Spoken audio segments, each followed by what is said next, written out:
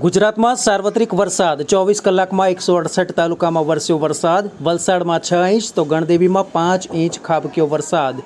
7 રાજ્યોની વિધાનસભાની 13 બેઠકોની પેટા ચૂંટણીમાં થયેલા મતદાનની આજે ચાલી રહી છે મતગણતરી. 10 બેઠક પર ઇન્ડી ગઠબંધન આગળ તો ઉત્તરાખંડ અને હિમાચલમાં કોંગ્રેસ આગળ.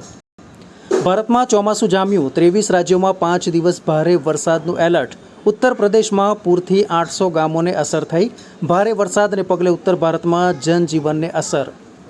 સેના પ્રમુખ જનરલ દ્વિવેદી પૂર્વોત્તરના પ્રવાસે. મણિપુર તેમજ ચીન સરહદ પર પરિસ્થિતિનું કર્યું નિરીક્ષણ. પાવર અને માઇનિંગ સેક્ટરના સારા પ્રદર્શનને કારણે દેશના ઔદ્યોગિક ઉત્પાદનનો વિકાસ દર મે 2024માં 5.9% વધીને 7 મહિનાની ટોચે. અગાઉ ઓક્ટોબર 2023માં ઔદ્યોગિક ઉત્પાદનનો વૃદ્ધિદર સૌથી વધુ 11.9% નોંધાયો હતો.